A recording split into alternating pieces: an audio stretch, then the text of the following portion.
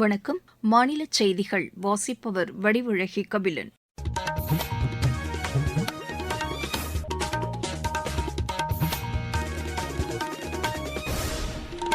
தலைப்புச் செய்திகள்.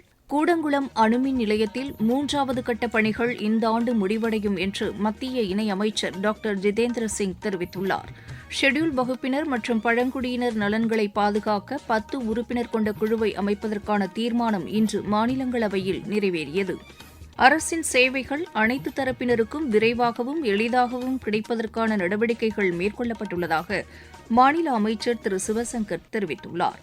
தமிழக சட்டப்பேரவைத் தேர்தலுக்கான முன்னேற்பாடுகள் குறித்து துணை தேர்தல் ஆணையர் திரு பானு பிரகாஷ் தலைமையிலான குழு இன்று சென்னையில் ஆலோசனை மேற்கொண்டது.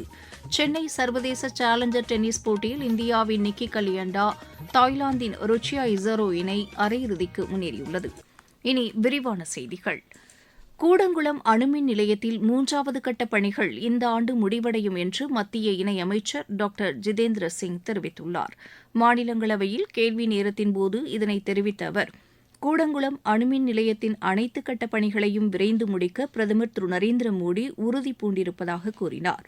இந்த அணுமின் நிலையத்தின் 4வது கட்ட பணிகள் அடுத்த ஆண்டுக்குள் முடிவடையும் என்றும் டாக்டர் ஜிதேந்திர சிங் தெரிவித்தார்.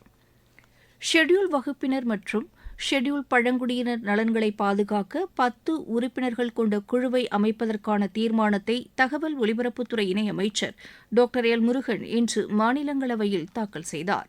இந்த தீர்மானம் ஒருமனதாக அனைவராலும் ஏற்கப்பட்டு அவையில் நிறைவேற்றப்பட்டது. தமிழகத்தில் இவ்வாண்டு நடைபெறவுள்ள சட்டப்பேரவைத் தேர்தலுக்கான முன்னேற்பாடுகள் குறித்து துணை தேர்தல் ஆணையர் திரு பானு பிரகாஷ் தலைமையிலான குழு இன்று சென்னையில் ஆலோசனை மேற்கொண்டது. துணை தேர்தல் ஆணையர்கள் திரு மணீஷ்கார், திரு பவன்குமார் சர்மா, திரு சஞ்சய்குமார், திரு பானு பிரகாஷ் எட்டூரு உள்ளிட்ட 7 பேர் கொண்ட குழுவினர் இந்த ஆலோசனையை மேற்கொண்டனர். தமிழக தலைமை தேர்தல் அதிகாரி திருமதி அர்ச்சனா பட்நாயக் மற்றும் காவல்துறை உயர் அதிகாரிகள் இதில் பங்கேற்றனர். இதனிடையே தமிழகத்தில் வாக்காளர்கள் இடையே மின்னணு வாக்குப்பதிவு இயந்திரம் மற்றும் யாருக்கு வாக்களித்தோம் என்பதை கண்டறிவதற்கான இயந்திரம் ஆகியவை குறித்த விழிப்புணர்வை ஏற்படுத்தும் நோக்கில் தேர்தல் ஆணையத்தின் பிரச்சார வாகனத்தின் மூலம் அனைத்து மாவட்டங்களிலும் விழிப்புணர்வு செயல் விளக்க நிகழ்ச்சிகள் நடத்தப்பட்டு வருவதாக மாநில தலைமை தேர்தல் அதிகாரி திருமதி அர்ச்சனா பட்நாயக் தெரிவித்துள்ளார். இது தொடர்பாக அவர் இன்று வெளியிட்டுள்ள செய்திக்குறிப்பில் மாநிலத்தில் உள்ள 38 மாவட்டங்களுக்கும் இந்த வாகனங்கள் அனுப்பப்பட்டுள்ளதாக கூறியுள்ளார். தலைமை தேர்தல் ஆணையம் தமிழக சட்டப்பேரவைத் தேர்தலுக்கான முறையான அறிவிப்பை வெளியிடும் வரை இந்த விழிப்புணர்வு பணி தொடர்ந்து மேற்கொள்ளப்படும் என்றும் அவர் தெரிவித்துள்ளார். இதுவரை சுமார் 81,000 பேருக்கு தேர்தல் வாக்குப்பதிவு தொடர்பான விழிப்புணர்வு செயல் விளக்க நிகழ்ச்சிகள் இந்த வாகனங்கள் மூலம் நடத்தப்பட்டதாக அவர் கூறியுள்ளார். வாக்குப்பதிவு நடைமுறைகளை பொதுமக்கள் படிப்படியாக தெரிந்து கொள்ளும் வகையில் எளிமையான முறையில் செயல் விளக்கங்கள் நிகழ்த்தப்பட்டுள்ளதாகவும் திருமதி அர்ச்சனா பட்நாயக் தெரிவித்துள்ளார். சென்னை மாநகராட்சிக்கு உட்பட்ட கொருக்குப்பேட்டை மணலி சாலையில் புதிதாக கட்டப்பட்ட ரயில்வே மேம்பாலத்தை முதலமைச்சர் திரு மு க ஸ்டாலின் இன்று திறந்து வைத்தார்.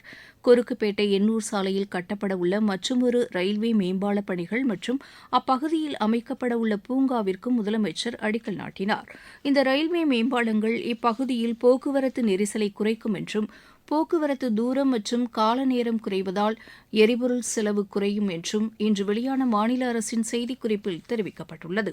அரசின் சேவைகள் அனைத்து தரப்பினருக்கும் விரைவாகவும் எளிதாகவும் கிடைப்பதற்கான நடவடிக்கைகளை மாநில அரசு மேற்கொண்டுள்ளதாக போக்குவரத்துத்துறை அமைச்சர் திரு சிவசங்கர் தெரிவித்துள்ளார். பெரம்பலூர் மாவட்ட ஆட்சியர் அலுவலகத்தில் நலத்திட்ட உதவிகளை வழங்கிய பின் என் ஊர் என் கனவு திட்டத்தின் கீழ் பொதுமக்களிடம் வளர்ச்சித் திட்டங்கள் குறித்த கருத்துக்களை கேட்டறிந்தார். அப்போது பேசிய அவர், மாநிலத்தில் 10,000த்திற்கும் மேற்பட்ட திட்ட முகாம்கள் நடத்தப்பட்டு 46 வகையான சேவைகள் மக்களுக்கு வழங்கப்பட்டுள்ளதாக தெரிவித்தார். மாற்றுத்திறனாளிகள் நலத்துறை சார்பில் பெரம்பலூர் மாவட்டத்தில் 27 பயனாளிகளுக்கு ஸ்கூட்டர் வழங்கப்பட்டுள்ளதாகவும் திரு சிவசங்கர் கூறினார். நீங்கள் கேட்டுக்கொண்டிருப்பது மாநில செய்தி அறிக்கை. ஊரக வளர்ச்சிக்கான புதிய அத்தியாயம். வளர்ச்சியடைந்த இந்தியாவிற்கான ஊரக வேலைவாய்ப்பு உறுதி மற்றும் வாழ்வாதார சட்டம். இந்த சட்டம் வருடத்திற்கு 125 நாட்கள் வேலையை உறுதி செய்கிறது. இதில் வாரந்தோறும் ஊதியம் வழங்கப்படுவது கட்டாயமாக்கப்பட்டுள்ளது. பணி முடிந்த 15 நாட்களுக்குள் ஊதியம் வழங்குவதை உறுதி செய்வதற்கான அம்சங்களும் இதில் இடம்பெற்றுள்ளன.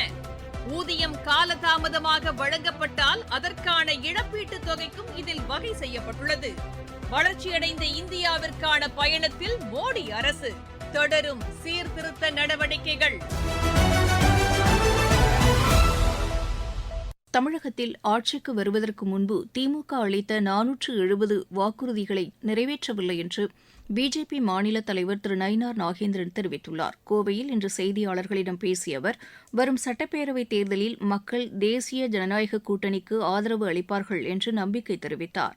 தேசிய ஜனநாயக கூட்டணியில் மேலும் பல கட்சிகள் இணைய உள்ளதாகவும், கூட்டணி குறித்தும் தொகுதி பங்கீடு குறித்தும் 1 மாதத்திற்குள் ஆலோசனை மேற்கொள்ளப்படும் என்றும் திரு நயினார் நாகேந்திரன் கூறினார். சென்னையில் தொழில் ஆராய்ச்சி மற்றும் தொழில் முனைவோர் மாநாட்டை மத்திய அறிவியல் தொழில்நுட்பத்துறை இணையமைச்சர் டாக்டர் ஜிதேந்திர சிங் நாளை மறுநாள் தொடங்கி வைக்கிறார். சென்னையில் இது தொடர்பாக இன்று செய்தியாளர்களிடம் பேசிய மத்திய அறிவியல் தொழில் ஆராய்ச்சி கவுன்சில் இயக்குநர் டாக்டர் ஆனந்தவல்லி, இதன் மூலம் புத்தாக்க தொழில்களுக்கு ஊக்கம் அளிக்கப்படும் என்று கூறினார். இந்த 2 நாள் மாநாட்டில் தகவல் ஒலிபரப்புத்துறை இணையமைச்சர் டாக்டர் எல் முருகன் உள்ளிட்டோர் உரையாற்ற உள்ளதாகவும் அவர் தெரிவித்தார். இதில் சிறு குறு மற்றும் நடுத்தர தொழில் நிறுவனங்கள், தொழில்துறை நிபுணர்கள், ஆராய்ச்சியாளர்கள், கல்லூரி மற்றும் பள்ளி மாணவர்கள், பொதுமக்கள் உள்ளிட்டோர் பங்கேற்க உள்ளனர். கள்ளக்குறிச்சி மாவட்டம் பரிந்தல் கிராமத்தில் மண்வள பாதுகாப்பு மையம் 5 ஆண்டுகளுக்கு மேல் செயல்பட்டு வருகிறது. இந்த மையத்தின் மூலம் அப்பகுதியில் உள்ள மக்கள் மண் பரிசோதனை செய்து என்ன பயிர் செய்யலாம், உரமிடலாம் போன்ற தகவல்களை பெற்று வருவதாக இம்மையத்தின் இயக்குநர் டாக்டர் ரகுபதி மதியரசு எமது செய்தியாளரிடம் தெரிவித்தார். இந்த மையம் தங்களுக்கு மிகவும் உதவிகரமாக உள்ளது என்று விவசாயிகள் திரு ராஜா, திரு மணிகண்டன் ஆகியோர் தெரிவித்தனர். போன வருஷம் இதை சார் பார்த்துட்டு, பயிர் நல்லா இல்லை, இந்த இடத்துல சொட்டையா இருக்கு, இந்த இடத்துல கரும்பு வளர்ச்சியா இருக்கு, இந்த இடத்துல பள்ளமாகுது சார், எள்ளு வச்சுக்கிறோம் 1 ஏக்கர்ல மட்டமா இருக்கு சார் அப்படின்னு கூப்பிட்டு காட்டினா.